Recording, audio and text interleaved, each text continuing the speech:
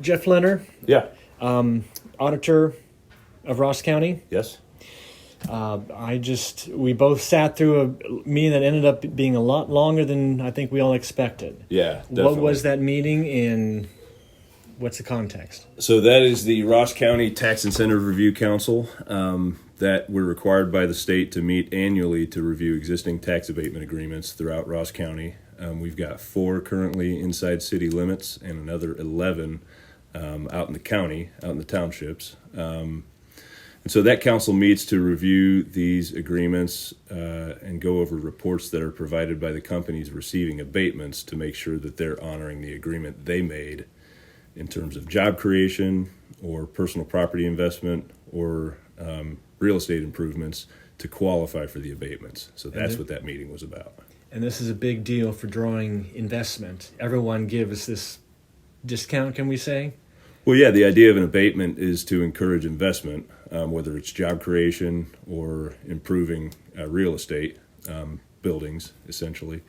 And so when these companies enter into an agreement with Ross County, it has impacts on the tax base, not only for the county, but also the townships, the school district, for the ones that are in the city, for the city.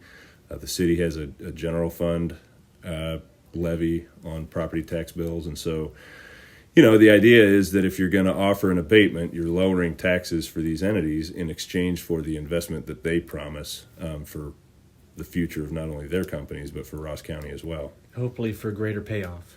Yeah, absolutely. If they're bringing jobs, if they're improving land, that's increasing our tax base, and everybody wins. But it's our job annually as this council to review these agreements and say, okay, is it working out the way that we intended, the way we expected, the way that these companies told us that it would when we gave them the abatements?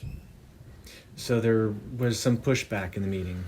Yeah, so we've got the school districts especially are concerned about the effect of these abatements on their bottom lines, because when you take taxable property off the table in terms of what can be taxed, obviously you have an immediate impact on the school district's budget. And so their point is, are we wise in how we're granting these abatements? Number one, that's kind of a general question that's kind of beyond the scope of the council. But number two, since we do have these abatements in place, we have the obligation to make sure that they're working as intended. And so that's what that discussion was about. There's a lot of skepticism on the part of the school districts as far as the actual value of these abatements. Today, one of the Green Township trustees attended on behalf of Green Township, and he expressed some of the same kind of skepticism of, are these things really what we had hoped that they would be? But for my part, as the Ross County Auditor, I'm the chairman of the council, and the point I made was that we're not here today to make the policy. We're here today to review the agreements for compliance. If you want to have the policy discussion, the time for that is the next time we're considering an abatement, whether it's for a big company like Kenworth, for example, or a smaller real estate investor or company here in the county that's more local. So is this concern that was expressed at the meeting, is this sort of a new development? Are your annual reviews usually that long and that much energy? So last year was my first one, and last year was really more of a formality. The school districts have always been kind of leery of these things, but last year there was a lot less discussion because it was just kind of here's the agreements. Does anybody have any questions or objections? And the answer in most cases was no. So last year there was a much smoother process. This year, in response to some of the concerns raised by the school districts, we had a lot more discussion during the meeting.